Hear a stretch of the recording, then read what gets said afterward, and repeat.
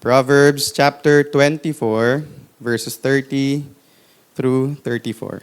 Verse 30, I went by the field of the slothful, and by the vineyard of the man void of understanding. And lo, it was all grown over with thorns, and nettles had covered the face thereof, and the stone wall thereof was broken down.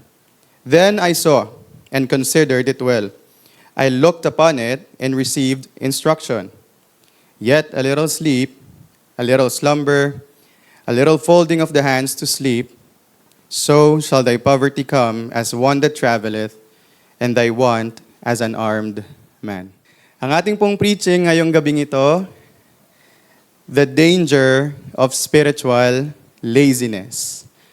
So ang isa pong characteristic ng person who is wise, as it is said in the Bible, ay natututo siya dun sa sitwasyon ng mga nasa paligid niya.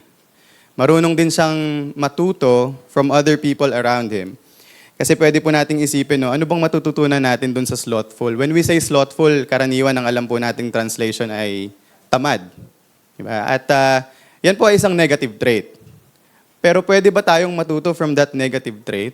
Pwede ba tayong matuto doon sa sitwasyon ng isang slothful person? Yes, pwede po tayong matuto from the situation of a slothful man. At as I said, a wise man learns from people and situations around him, may it be good or evil. At hindi na po kailangan ng isang wise na tao na mas na first-hand ma-experience na yung sitwasyon para matuto siya from it.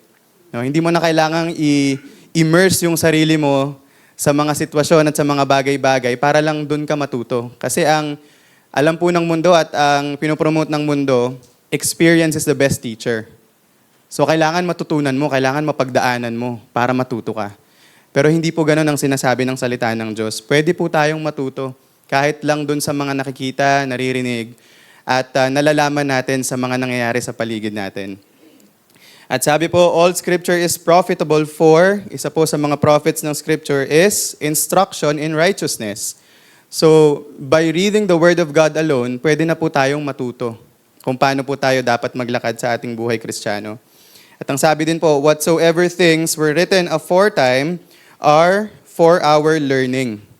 Kung ano man po ang nakasulat sa salita ng Diyos, para po yan sa ikatututo natin. So, ito po ay mahalagang parte ng ating buhay Kristiyano. Ano pong sabi sa verse 31? After po na dumaan nung wise man dun sa field of the slothful and the vineyard of the man void of understanding, nakita daw po niya, it was all grown over with thorns, and nettles had covered the face thereof, and the stone wall thereof was broken down. So meron po ako ditong images na paki-flash na lang po. Yan. No, maaaring yan yung itsura nung vineyard. Specifically vineyard po yan, no? Actually, ano po yan? ChatGPT. Yan. Kaya meron din naman pong magandang dulot yung AI ngayon. Sabi ko, make me an image. Tapos nilagay ko itong sentence. Ayan po yung sinabi niya, no? Ayan yung binigay niyang image. So yan. No, napakagandang vineyard. Malago ang mga halaman. Pero ano po yung nadatnan nitong wise man nung dumaan siya sa vineyard? Ganyan na po ang sitwasyon. So it was all grown over with thorns, and nettles had covered the face thereof. Yung nettles po ay isa siyang plant na nakasting. No? So, yan daw po, covered with nettles. And the stone wall thereof was broken down. So yan na po yung sitwasyon nung napadaan siya doon. At ano pong sabi niya? I saw and considered it well. I looked upon it and received instruction. So yung wise man po, nung napadaan siya dyan sa vineyard na yan, sa field na yan, hindi lang siya basta dumaan lang. He took his time, he observed, he looked upon it, he received instruction. So yun po, kaya yun yung gusto kong opening sana sa ating lahat, na yung mga sitwasyon po sa paligid natin at pinagdadaanan ng mga tao sa paligid natin, maganda kung hindi lang natin papalagpasin basta yon. Of course, hindi natin pinopromote na makimedal ka dun sa buhay ng ibang tao, sobra-sobra na. Pero pwede, by just observing, by just learning of their situation, we can stop, we can take our time, we can look upon their situation, and we can receive instruction. Pwede po tayong matuto. And that's our goal for tonight. Ano po yung pwede nating matutunan from the field of the slothful and the vineyard of the man void of understanding? What is the danger of spiritual laziness? So una po nating, okay na po? Thank you po, sis. At una po nating itatakal din, sino ba yung slothful person? No? Ano ba yung description? Ano po ba yung definition ng Word of God, ng Scripture, sa isang taong slothful or lazy? Sabi po sa verse 30, I went by the field of the slothful and by the vineyard of the man void of understanding. So this means, being slothful was equated, katulad, to being void or empty of understanding. So kapag ikaw pala ay slothful, kaparehas ka lang din ng isang taong empty of understanding. So ganun po siya kalala. Meron pa po tayong ibang mga verses, actually majority of these verses galing din po sa Proverbs, kung ano po yung description para magkaroon tayo ng vivid image sa ating imagination. Ano ba? Ano ba yung ibig sabihin ng pagiging slothful? As it is said in the Bible. Unahin po natin. Baka medyo mabilis po, pero maikli lang naman po itong mga verses na to. Proverbs chapter 21, verse 25. Ang sabi po dyan sa Proverbs 21:25, the desire of the slothful killeth him, for his hands refuse to labor. So pangalawa, actually, na karakteristik po ng isang slothful person, he hates to work. Ayaw niyang kumilos, ayaw niyang magtrabaho. At ang nangyayari sa mga ganyang klaseng tao, yung desire niya to accomplish something actually kills him. Kasi meron siyang gustong ma-accomplish, meron siyang gustong magawa, but his hands refuse to labor. So ayaw niyang kumilos. He hates working. Pangatlong definition po, according to the Word of God, Proverbs 26, verse 14. Proverbs 26, verse 14, as the door turneth upon his hinges, so doth the slothful upon his bed. So alam naman po natin, no, may hinge ang mostly kasi meron palang mga doors ngayon na hindi na hinge, no, yung parang slide na. Pero ang karaniwan po sa ating mga pintuan ay merong hinge para mabuksan at masara mo siya. So ganun din pala yung isang slothful person. As the door turneth upon his hinges, so doth the slothful upon his bed. So ano po ibig sabihin nun? A slothful person loves to sleep. Baka mag-react tayo. Hindi naman sa maghilig ka matulog, no? At masarap ka matulog. At praise God po sa mga dire-diretso matulog dahil ako ay hirap matulog. Praise God po sa biyaya ng Panginoon na yan sa inyo. Ang ibig sabihin po dito ay he loves to have excessive sleep. Gusto niya laging sobra-sobra sa pahinga, sobra-sobra sa tulog. Yun pala ay definition at characteristic ng isang taong slothful. Next, pang-apat po, Proverbs 26:13, just a verse before that. The slothful man saith, ito I think familiar po itong verse na ito sa atin. Sabi daw po ng slothful man, there is a lion in the way. A lion is in the streets. So another characteristic of a slothful person is he loves to make excuses. And not just any excuse, ridiculous excuses. Kasi ang sabi po niya, there's a lion on the way, a lion is in the streets. Ngayon, alam po natin, may mga lion na nasa city. Nasaan po sila? Nasa zoo. Pero ang natural habitat po ng lion, nasa wild. Nasa jungle. Pero yung isang slothful person, sa sobrang katamaran niya at sobrang ayaw niyang kumilos, ang excuse niya, merong leon sa daan. Merong leon sa labas. So hindi ako lalabas kasi baka kainin ako ng leon. So he gives ridiculous excuses. Next characteristic, Proverbs 18:9. Proverbs chapter 18, verse 9. Ito po, no? Kaya isa sa mga magagandang benefit. Of course, it's such a benefit and a privilege to read the Word of God. Pero sa Proverbs po, no, napakarami nating wisdom na makukuha. Proverbs 18, verse 9, he also that is slothful in his work is brother to him that is a great waster. So another characteristic of a slothful person, he wastes time and energy. Ngayon, pag sinabi po nating nagsasayang ka ng oras at ng enerhiya, ang maiisip natin hindi ka kumikilos. So sayang yung oras mo. But it also means, it doesn't just mean na you're not doing anything, that's why you're wasting your time. But it also means that you use your time and energy to worthless things. Either you use your time and energy to worthless things or to those things which are supposedly just secondary. So hindi mo dapat ginagawang una sa buhay mo, pero yun yung binibigyan mo ng oras at ng panahon. So kahit na nagpapagal ka para sa bagay na yan, if those things are just supposed to be secondary in our Christian life, you also are a slothful person. Tayo po ay slothful din. Kung sinasayang natin ang oras natin either na walang ginagawa para sa Panginoon, or may mga ginagawa tayong mga bagay na mas nauuna pa kaysa sa gawain natin para sa Panginoon. Next characteristic, Proverbs 13 verse 4. Proverbs chapter 13 verse 4. The soul of the sluggard desireth, and hath nothing, but the soul of the diligent shall be made fat. Another characteristic, a slothful person desires, but does not do the work. Gusto lang niya, may ma-accomplish siya. Puro siya desire. Gusto ko ganito, gusto ko ganyan, gusto ko magkaroon nito, dapat ganito yan, dapat ganito. Pero hindi ako kikilos. Meron lang akong desire. But I don't actually accomplish anything. Sabi po, the soul of the sluggard desireth, and hath nothing. Next po, second to the last na po ito. No? Proverbs 26, verse 16. Kadikit po ng mga verses kanina. Proverbs chapter 26, verse 16.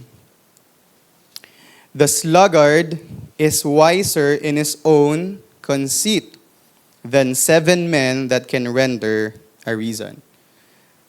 Another characteristic of a slothful person, he does not just create ridiculous excuses. He actually believes them to be true. So hindi lang basta siya gumagawa ng mga excuse para ma-justify yung kanyang katamaran at yung ayaw niyang pagkilos, pinapaniwalaan niya totoo talaga. So yung sluggard po, di ba, isa sa mga sinabi dyan, ang excuse niya, there's a lion in the way.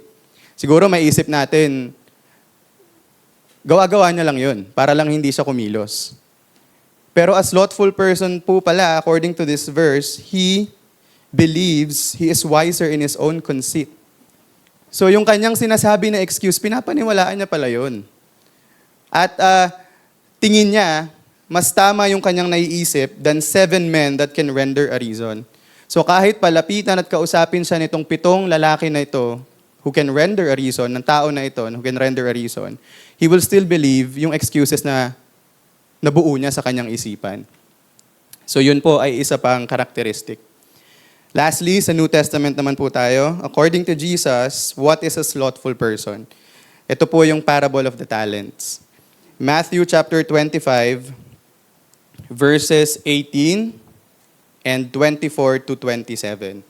Matthew 25, verse 18 and 24 to 27. But he that had received one talent went and digged in the earth, and hid his Lord's money. Then he which had received the 1 talent, verse 24 na po tayo, then he which had received the 1 talent came and said, Lord, I knew thee that thou art an hard man, reaping where thou hast not sown, and gathering where thou hast not strawed. And I was afraid, and went and hid thy talent in the earth. Lo, there thou has that is thine. Ito na po, yung binigay niya sa akin. Tinago ko sa lupa. Ito na po, binabalik ko na sa inyo. Verse 26. His Lord answered and said unto him, Thou wicked and slothful servant, thou knewest that I reap where I sowed not, and gather where I have not strawed. Ito daw po ang dapat niyang ginawa. Thou oughtest therefore to have put my money to the exchangers, and then at my coming, I should have received my own with usury. Tinago niya. No? Ano po yung ibig sabihin nito? Ano po yung makikita nating characteristic of a slothful person? Hindi lang slothful, sabi pa po ng Panginoong Jesus through this parable, wicked and slothful. Ang isa pong slothful person, play safe. Play safe lang siya. Pwede na to, pwede na yan. Okay na to, okay na yan. Pwede na to. Kasi play safe lang. Kasi baka mas may chance na mawala pa ito eh. Paano kung meron akong desire na pagyabungin, pero hindi yumabong? So another characteristic, and this is the last characteristic that we will tackle of a slothful person, of a slothful Christian, he is a play-safe Christian.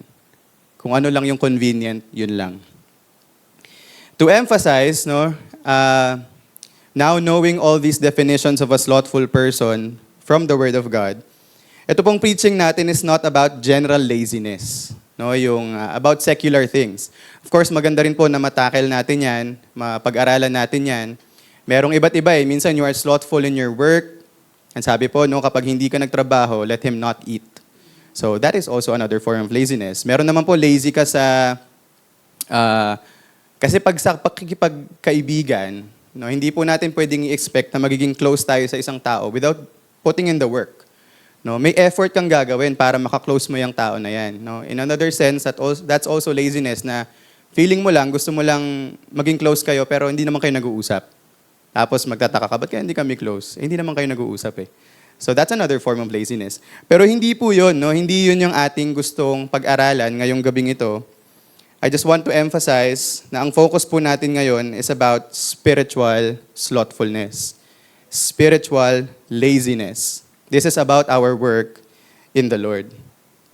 In short, after hearing all of those definitions, ano po ba yung ginagawa ng isang spiritually slothful person? Simple lang po, wala. Wala siyang gustong gawin. He does nothing. Kaya po ang sabi sa verse 33 of Proverbs 30, yet a little sleep, a little slumber, a little folding of the hands to sleep. Yun yung kanyang justification. Kasi nakita po natin yung kinalabasan ng kanyang field, ng kanyang vineyard. Bakit nangyari yun? Kasi he just wanted a little sleep. He just wanted a little slumber and a little folding of the hands to sleep. Ano pong ginagawa natin pag natutulog tayo? Scientifically, may nangyayari po, of course. Hindi pwedeng tumigil ang ating bodily functions. Mamamatay po tayo. So, scientifically, may nangyayari. But, technically speaking, ano pong ginagawa ng isang taong tulog? Wala. Wala siyang ginagawa. Unconscious po siya eh. Unconscious tayo kapag po tayo ay tulog. Unconscious po tayo kapag tayo ay nagpapahinga. Kaya nga natin gustong mag-rest. Gusto nating maipahinga yung ating sarili. Ano po ang ibig sabihin nito? Hindi ibig sabihin na walang ginagawa yung slothful person. Literally, wala siyang ginagawa. In spiritual sense, doing nothing is actually neglecting your duties, our duties, as a Christian. So tayo po ay isang spiritually slothful person if we neglect our duties as a son of God. At ang excuse po natin madalas, saglit na tulog lang naman. Saglit na pahinga lang naman eh. Yun po yung sinabi ng slothful person, di ba? A little sleep, a little slumber. Kailangan naman ng lahat matulog eh. Kailangan naman ng lahat na magpahinga. Kasi pagod ako eh. Diba? Kasi marami na akong nagawa. O kasi wala akong energy to do it. Wala akong will to do it. Hindi ko siya gustong gawin. So, konting pahinga lang. Konting pagtigil lang. And yung pagpapahinga po at pagtulog, hindi po yun ang problema. Resting is not the problem. Dahil alam po natin, biblical po yan. God, our Father, who created everything through Jesus Christ, rested on the seventh day. So, hindi po tayo against sa pagpapahinga. Hindi po yun ang problema. What is the problem? It is the neglect of one's duty as a Christian. Yun po ang problema. Hindi yung pagpapahinga. Ang problema po, we want to have a little sleep, a little slumber, a little folding of the hands to sleep sa atin pong paglilingkod sa Panginoon. Yun po ang problema. At ito po yung mga common excuses natin. It's just a day of not reading the Bible. Kung susumahin ko naman, mas marami akong araw na nakapagbasa ako ng Bible. So, a day of skipping won't hurt. Isang araw lang, di ako magbabasa. Or minsan, just the bare minimum. Basa lang ako isang verse, okay na yun. Gaano katagal po ba magbasa ng isang verse? Lalo na kung ang binasa nyo ay Jesus wept. Ilang segundo lang po yun. And hindi ko na po kinalculate kung ilang minuto meron sa 24 na oras. Kung ikukumpara po natin yun, hindi tama. Hindi po ba? So minsan, yun po ang excuse natin. It's just a day of not reading the Bible. It's no big deal. Pwede naman ako mag-aral ulit. Pagod talaga ako eh. No? At minsan, nakakalungkot, ang baka naiisip din ng iba sa atin, it's just a church ministry. Sa church lang naman yun. Pwede kong hindi masyadong galingan. Pwedeng hindi masyadong systematic. Of course, meron pong tamang paraan always to execute yung atin pong mga gawain sa church. Because our God is a God of order. So mahalaga po yun. Pero minsan, naiisip siguro natin, bakit kailangan ganun ka-extensive yung effort? Bakit kailangan best talaga? Sa church lang naman yun. Pero pag tinignan mo yung buhay niya, dami siyang medals, puyat siya sa school, hindi umuuwi sa trabaho kasi gusto niya, top siya sa trabaho eh. Pero pag sa church lang naman yun, ministry lang naman. So yan po, no? Parang bare minimum lang, pwede na. Pwede na to. Ano pa po, hindi dapat ako i-judge ng church kung ganun. Kasi pare-pareho lang naman kami may flaws. Ngayon, kung ganun na po yung mindset natin, maganda we check ourselves through the Word of God. And ano pa ba? Ito, masakit din. Of course, we know that sometimes we are really just providentially hindered in this aspect. Pero one of the excuses na madalas po naririnig natin or minsan tayo din, it's just a day of not attending church. 4 na beses naman sa isang linggo ang Sunday, isa lang naman. So kung bibilangin ko, majority pa rin umattend ako this month. Yung ganong klase pong reasoning. It's just a day of not attending church. Or, wag naman po sana, Wednesday prayer meeting lang naman eh. Hindi naman yan kasing bigat ng Sunday worship service. Common excuses po, no? Na, again, minsan po alam natin, and we're not in the business of knowing each and everyone's lives, no? Again, maganda po na alam natin yung buhay ng isa't isa, pero not into the deepest part of it na lahat na lang gusto mong malaman, asan ka ngayon? Ba't wala ka? Saan mo in-spend yung oras mo? Hindi po ganun. No, again, hindi natin alam. We're not in that business. Pero, siguro po, no, maganda rin kapag napapansin na natin sa ating sarili na habitual na yung ganong klase ng excuse, maaaring merong problema. And we have to face that problem to solve that problem. And funny enough, yung pagiging tamad po can actually bring about creativity in a person's mind. Kanina po, di ba, nabanggit natin, yung excuse ng isang slothful person, merong lion in the streets. Meron lion sa labas. So, sa sobrang katamaran, kaya pala maging creative ng isang tao. No? Creativity in the sense of making excuses and deceiving himself. Nagiging creative ka pala pag sobrang ayaw mo talagang gawin yung isang bagay. Nagiging creative ka at nagiging skilled rationalizer ka just to justify kung bakit ganun yung actions mo toward the Lord. Kung bakit ganun yung actions mo toward the church. Kung bakit ganun yung actions mo toward your personal reading of the Word of God every day. At ano pong sabi? Meditate on it day and night. Yun po ang sabi sa salita ng Diyos. So, ironic, di po ba?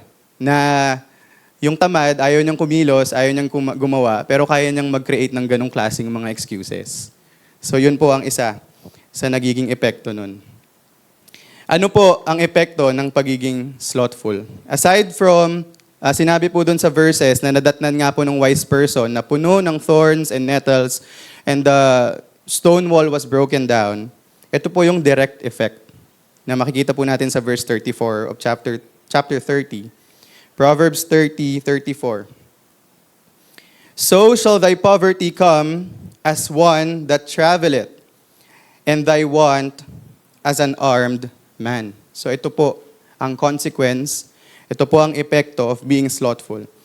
Because of the sinful neglect of one's duties, poverty will come suddenly, strongly, and unwelcome as an armed man. Pwede po isipin natin, hindi naman just to justify as well, no? Yung slothful person, hindi naman niya ginusto na magkaroon ng thorns and nettles, yung kanyang field. Gugustuhin niya ba yun? Siyempre, pinaghirapan niya rin yun, kung ano man yun, kung paano man niya yun nakuha. He also had effort, put in effort, para po magkaroon siya ng field or nung vineyard na yun. So pwede nating isipin, hindi naman niya ginusto. And also, hindi naman siya yung mismong nagtanim ng mga weeds, ng mga thorns, ng mga nettles. Hindi rin naman siya yung sumira ng stone wall. Wala naman siyang ginawa para maging ganun yung sitwasyon ng kanyang vineyard. And that's actually the problem. He did nothing. Kasi nga, gusto niya, a little sleep, a little slumber, a little folding of the hands to sleep. And then nadatnan na lang niya, ganun na yung kanyang vineyard. And what happened? No? Kung may isip po natin from the verses, yet a little sleep, a little slumber, a little folding of the hands. Saglit lang naman, konti lang naman, minsan lang naman. Pero yung mga ganun pong excuses na kung minsan man ay nangyayari sa atin, pag yan po ay nag-accumulate, ito po ang magiging ending niyan. Thy poverty come as one that traveleth, thy want as an armed man. Magugulat na lang tayo. Kasi kakasabi natin ng minsan lang naman, saglit lang naman, hindi naman big deal. Isang araw, ito na yung dadating. Magugulat na lang tayo. And isa po sa mga magagandang quotes, no, while I was studying and preparing this sermon, from Charles Spurgeon, sabi po niya, "Rest assured of that, the best will become the worst if we neglect it." Isa pong pribilehiyo na tayo po ay nakakapaglingkod sa Panginoong Diyos. Isa pong pribilehiyo na tayo ay miyembro ng isang tunay na simbahan na sumusunod sa tunay na katuruan ng Diyos. Isa pong privilege na meron tayong ministry. Isa pong privilege that we are able to read the Word of God. Even that po is a privilege. No? Kompleto na po itong salita ng Diyos sa ating harapan. Meron pa tayo sa cellphone, meron tayo sa bahay, dami natin dito sa church. Privilege po lahat yan. Pero ano pong sabi niya? Charles Spurgeon said, "The best will become the worst if we neglect it." Yun pong mga pribilehiyo na yun, yung mga napakagandang bagay na yun, napakagagandang mga bagay na yun, can become the worst if we neglect those things. Neglect is all that is needed to produce evil. Siguro, minsan naisip po natin, para makagawa tayo ng hindi magandang bagay, it takes a lot of effort ng pagpaplanuhan mo, gagawin mo to, gagawin mo yan. Pero, ang ganda po, no, the way he put it, neglect is all that is needed to produce evil. It actually doesn't take much to produce evil sa ating buhay. All we have to do is to neglect our responsibilities, our duties. Sabi pa po niya, "If you want to know the way of salvation, I must take some pains to tell you. But if you want to know the way to be lost, my reply is easy, for it is only a matter of negligence." So it takes effort para po tayo ay mag-share, and of course, the grace of God, to share the Word of God, to share the gospel. Kaya po sabi niya, I must take pains to tell you. Ibig sabihin, mag-e-effort ako. Mag-i-incur ako ng aking strength, ng aking time. But if you want to know the way to be lost, it's easy. Just be a negligent person. Just neglect your responsibilities, just be slothful. Yun, magpo-produce ka ng evil sa iyong buhay. At it is foolishness for a Christian to think and believe, di lang po basta isipin, kundi paniwalaan, that God does not expect fruit from a transformed life. Ang fruit po, ang works, hindi po yun ang nagliligtas. Tanging ang Panginoong Hesus lamang po ang nagliligtas. By grace, through faith, are ye saved, not of your works, lest any man should boast. Sabi po sa Ephesians 2, verses 8 and 9. Pero ano pong sabi doon sa verse 10? Kasi minsan siguro, kapag tayo saved na, nalilimutan natin, may kasunod pala yun. Verse 10 of Ephesians chapter 2. "For we are His workmanship, created in Christ Jesus unto good works, which God hath before ordained that we should walk in them. Again, hindi po ang paggawa, hindi yung bunga ng isang Kristiyano ang nagliligtas sa kanya. Na every time na may nagagawang tama yung Kristiyano, nadadagdagan yung points niya. Mas naliligtas siya. Hindi po yun. But yung works, yung atin pong mabubuting fruit at gawa para sa Panginoon, it shows that our faith is genuine.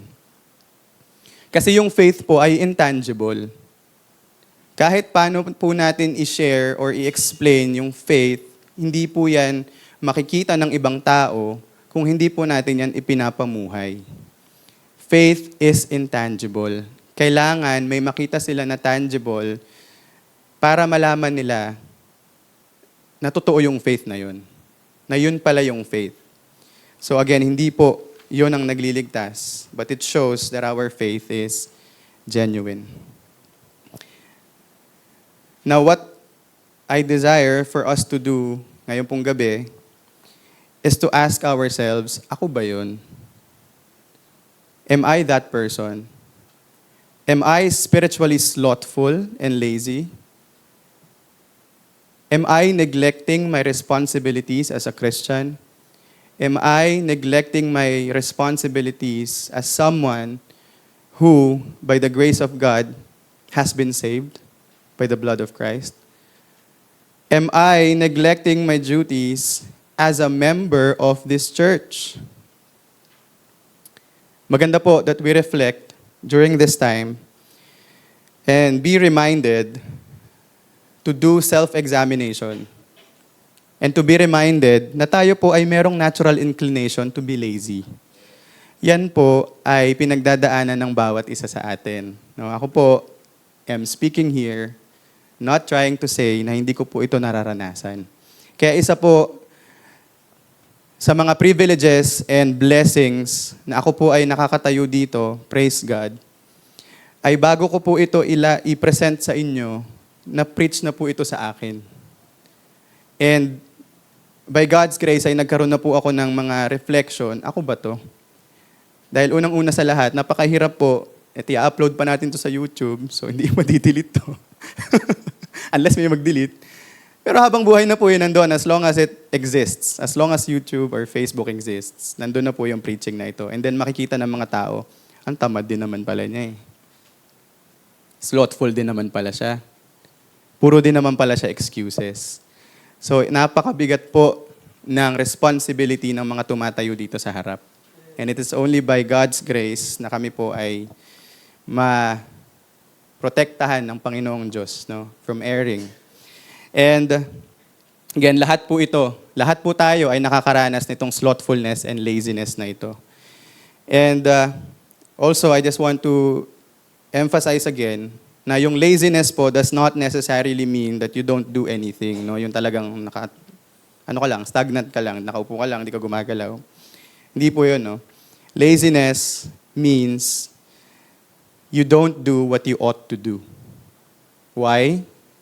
Because you would rather do nothing. So again, neglect po. It's not necessarily relaxing or resting. And another thing, hindi po dapat nating i-confuse being busy with being productive sa Panginoon. No matter how busy you are, kung hindi yan para sa Panginoon, and if it's taking the place, the spot na para sa Panginoon lang, then you are not being productive. Busy ka lang, pero hindi ka productive sa Panginoon. Yung trabaho po, which God uses para po tayo mag-earn ng ating necessities to sustain our necessities. Yung school, no, na ginagamit din ng Panginoon para matuto tayo, para magkaroon tayo ng trabaho. And even yung family, no, taking care of the family at taking care of oneself. Yan pong mga yan ay hindi po evil. No, yung work, yung school, family, yung pag-aalaga sa sarili, hindi po yan evil. But we have to be reminded and we have to remember that those things must not take the number one spot in our lives. Yan pong mga bagay na yan na hindi evil can easily become an idol if it's taking the spot of God in our lives. Work, school, family, health, ano pang mga ibang bagay, magaganda naman po yan eh. Pero kung yan na yung nagiging number one priority sa buhay mo, then there's a problem. And if we excel in all those things, but not in the things of God, the harsh truth is we are spiritually lazy. Kahit gaano pa karami ang medals na meron ka, kahit gaano mo kagaling sa trabaho, kahit lagi kang nare-recognize kasi top performer ka, top employee ka, top student ka, hindi ka bumabagsak sa exam, or even if your family is all well and good, but you are losing sense of what it means to be a Christian and to serve the Lord God, we are still spiritually lazy. At minsan ang hirap po tanggapin nun, kasi kumikilos naman ako eh. Grabe nga ang effort ko sa trabaho eh, para mapunan ko yung pangangailangan ng pamilya ko. Grabe yung pag-i-effort ko sa school para hindi ako bumagsak kasi bayad ng parents ko itong school na to. And I don't want to be negligent of their efforts sa aking school. Grabe yung effort ko sa pag-keep ng aking pamilya para maayos kaming lahat. But again, kahit po gaano tayo mag-excel sa mga bagay na yan, if we are not excelling more in the work of God, we are still considered spiritually lazy. Sabi po ni Job, no, sa Job chapter 23 verse 12, I have esteemed the words of his mouth more than my necessary food. Kailangan naman kumain eh. Hindi naman po sinabi ni Job na hindi necessary yung pagkain. But he esteems the word of God more than his necessary food. Ano pa pong sabi ni Paul sa Philippians 3 verse 8? I count all things but loss for the excellency of the knowledge of Christ Jesus, my Lord. Kahit ano pa yung matamasa niya, Paul counts it all loss. Walang-wala yan kung itatapat dun sa excellency of knowing my Lord Jesus Christ. At hindi po Panginoon ang mag-a-adjust eh. Na kapag busy ka sa isang bagay, dapat ang mag-adjust yung gawain mo sa Panginoon. Kapag busy ka sa isang bagay, dapat ang mag-adjust yung Bible reading mo today. Kasi busy ka eh. Pahinga ka na lang after. Hindi Panginoon ang mag-a-adjust na kapag ang dami mong kailangang gawin sa mundo, dapat mabawasan yung ginagawa mo sa church. Para ma-handle mo yung mga ginagawa mo sa labas ng church.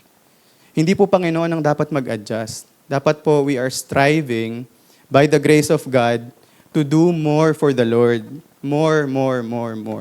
Laging more for the Lord. At ayun, medyo mabigat po. Pero ito pong mga bagay na ito, these are truths from the Word of God. Ito po ay reality, pero hindi po hopeless kung tayo po ay nakakaranas ng ganito. Kaya po meron po akong 3 points sa ating resolution.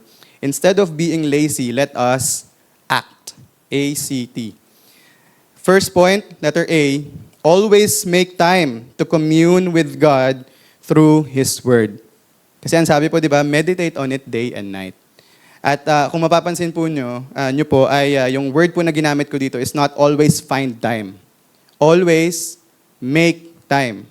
Kasi iba po yung you find time for something na isisingit ko lang. I will just find time for this para magawa ko to. Iba po yung you will make time. Na talagang mag-aalat ka ng oras na to, ng dami ng oras na to, nang sa schedule mo, ilalagay mo na dito to. Dapat po ganun ang ginagawa natin.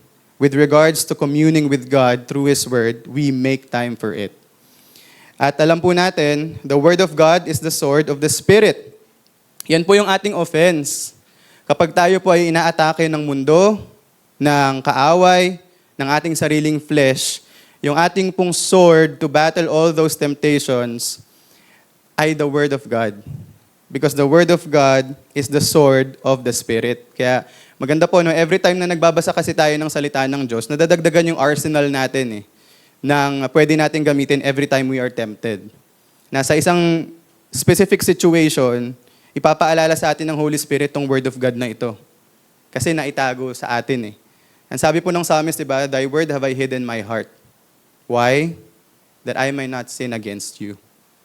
So, maganda po na nadadagdagan yung ating, again, arsenal, yung ating storage of the Word of God.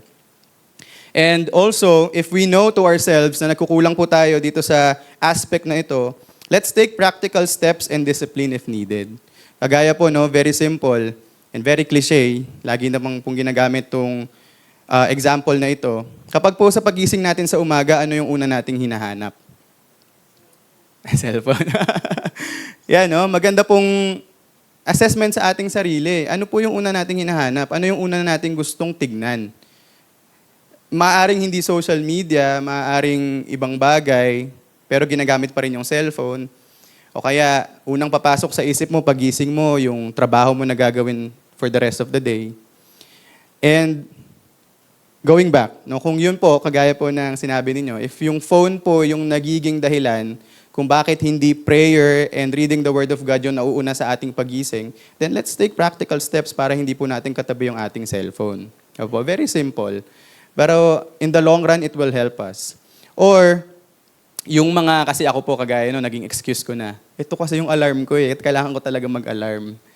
Nandito yung alarm ko sa phone eh. Pero kung yun din, kahit na maganda yung intention ko, pero talagang hinihinder nito yung pag-aaral ko ng salita ng Diyos eh. Or nakakapag-aral naman ako ng salita ng Diyos, pero i-check ko muna yung messenger ko, baka may nag-message.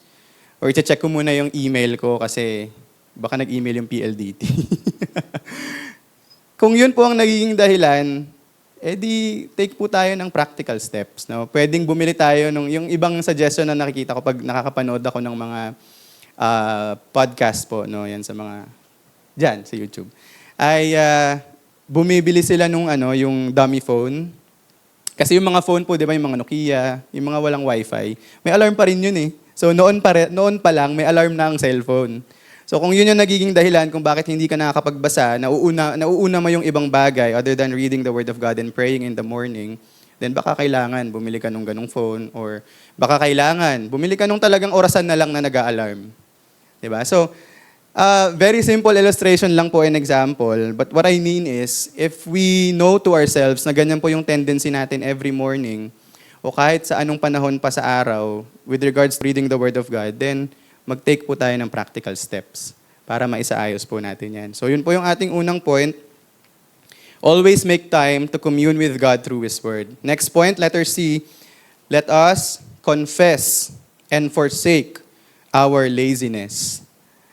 Ngayon, mabigat po yung mahirap malaman sa atin na kapag tayo ay ganito, lalo na ang dami po nating we went through a lot of verses na nag-e-explain na yung slothfulness ay hindi positive. At kapag alam natin yun, mahirap tanggapin sa atin na tayo yun. Pero doon po kasi nagsisimula yun eh. Doon nagsisimula yun na ina-acknowledge mo na nagkakaroon ka ng ganong pakiramdam. I-acknowledge mo na ganon ang nangyayari sa'yo. If you are being convicted now, then that is good. No, kung tayo po ay nako-convict through the Word of God sa atin pong sermon ngayon, that is very good. Yan po ay grace ng Panginoong Diyos. But it doesn't stop there. Hindi po sapat na na-convict ka lang. Dapat may mangyayari. Isa po sa pinakamahirap na mangyayari sa atin bilang Kristiyano is kapag hindi na tayo nako-convict sa kahit na anong sermon. Natututo na lang tayo na, okay, bagong knowledge, ayun pala yung sabi sa Word of God. And that's good. Na tayo po ay maraming nalalaman sa salita ng Diyos. Pero kung sermon after sermon after sermon, kahit kita naman sa iyong buhay na pwede kang tamaan ng sermon na yon, wala lang sa'yo. Parang, okay, another day, another sermon. Ano pong ibig sabihin nun? Calloused na yung puso. So, hindi na tinatablan ng preaching. Hindi na tinatablan ng exhortation from the Word of God. Hindi na tinatablan ng rebuke from the Word of God. So, yun din po ay dapat i-watch out natin. At kung tayo po ay nakakaranas nito, we admit that we are experiencing this, just know that our Lord God is merciful. Isa po sa mga preaching natin itong nakaraan, no, yung mga tao na bumabalik sa Panginoon, pinapakitaan niya ng mercy. Pinapakitaan niya ng habag. Kaya yung iba magtataka, bakit si David, a man after God's own heart, pero ganun yung nangyari sa buhay niya. Kasi bumabalik siya sa Panginoon. Ibinabalik siya ng Panginoon. So we must be reminded that our God is merciful. Ano pa po? He is faithful and just to forgive us our sins and cleanse us from all unrighteousness. Sabi po sa Proverbs 28 verse 13, Proverbs 28 verse 13. He that covereth his sins shall not prosper, but whoso confesseth and forsaketh them shall have mercy. Kung gusto po nating maka-receive ng mercy from the Lord with regards to this thing, yung pagiging slothful po spiritually, then wag po natin i-cover yung ating kasalanan na ito. Kasi ang sabi po, he that covereth his sins shall not prosper. So it's good kapag na-uncover mo na yan sa sarili mo, but it doesn't stop there. Whoso confesseth. Ibig sabihin po ng confession, you agree with God na mali ito. No, you confess it to Him. And again, hindi po doon natatapos yun. Whoso confesseth and forsake it. So hindi po sapat na nalaman mo lang na ganito ka, na may ganito kang tendency, tapos nag-confess ka, hindi pa rin sapat kung natatapos na yun doon. Dapat ang end of it all, ifo-forsake po natin yung kasalanan na yun. Ifo-forsake natin. And if that sin tonight is laziness and slothfulness, then let's confess and let's forsake yung kasalanan po na yan. Huling point po natin, let us track our priorities. Letter T, track our priorities. Tanungin po natin yung ating sarili, what takes up most of my time? Maganda po, no, we take inventory of our schedule. No, ito ay very tedious, pero maganda rin, no, alam natin, ito pala yung ginagawa ko sa umaga, sa hapon, sa tanghali, sa gabi, bago matulog. And then doon natin malalaman, ang dami ko palang oras dito.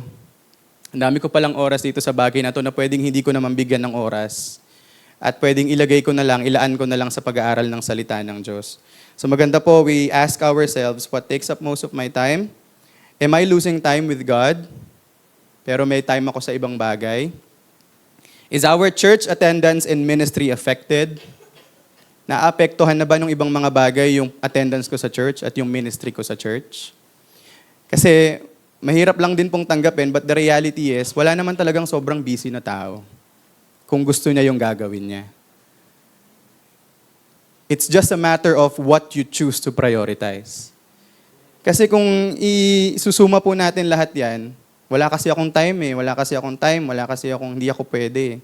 Pero may time ka sa ibang bagay. So ibig sabihin, yun yung napili mong i-prioritize. Di po ba? Ngayon, ayaw po natin gawin na parang Psychology 101. Pero that's just the reality of it eh. No, hindi po tayo sobrang busy talaga. Meron lang tayong pinipiling unahin, gawin. Kaya maganda po that we track our priorities and we remind ourselves that God must not only be an option in our lives, He is our life. At kung wala po ang Panginoon, wala rin tayo dito ngayon. And ultimately, wala po tayong buhay na walang hanggan kung wala ang Diyos. So hindi po siya option lang. At hindi po option lang yung gawain para sa Diyos. Christ died to replace the sinful tendency of doing nothing, of slothfulness, of laziness, and turn it to being zealous of good works that honor Him. No, isa po yan sa mga dahilan kung bakit nagsakripisyo ang Panginoong Jesus. Ibig sabihin po, help is available in Christ and in the Holy Spirit. And what is a very excellent remedy? Kung tayo po ay naghahanap ng remedy sa ating pinagdadaanan na slothfulness and laziness, an excellent remedy, number 1, is the gospel. Punta po tayo sa Titus chapter 2, verses 13 to 15. Ito na po yung ating huling verses. Titus chapter 2, verses 13 to 15. Titus chapter 2, verses 13 to 15. Looking for that blessed hope and the glorious appearing of the great God and our Savior, Jesus Christ, who gave Himself for us, that He might redeem us from all iniquity. Kasama na po dyan yung spiritual laziness. And purify unto Himself a peculiar people. Ano pong sabi dyan? Zealous of good works. These things speak and exhort and rebuke with all authority. Let no man despise thee. So yung gospel po ay napakagandang remedy sa spiritual slothfulness and spiritual laziness. Kung ito po ay pinagdadaanan natin, kung ito man po ay mapagdadaanan natin in the future, may the Holy Spirit, through the Word of God, remind us that our Savior, Jesus Christ, gave Himself for us. It was a costly sacrifice. And He gave Himself for us so that He can redeem us from all iniquity and purify us unto himself a peculiar people, zealous of good works. So kung tayo po ay pinapanghinaan, nanlalamig, tinatamlayan sa pagkilos para sa Panginoon, paalala lang po through the Titus chapter 2 verse 13 to 15 passage na ito po ay isa sa mga rason kung bakit po namatay ang Panginoong Jesus. To cleanse His people, to redeem His people from all iniquity, that we might be zealous of all of good works. Let us not be neglectful of our duty as a Christian. Huwag po nating, kung nagsisimula na yan sa ating puso, agapan na natin agad. Kung tayo po ay medyo matagal ng ganyan, there's hope. There's hope in Christ.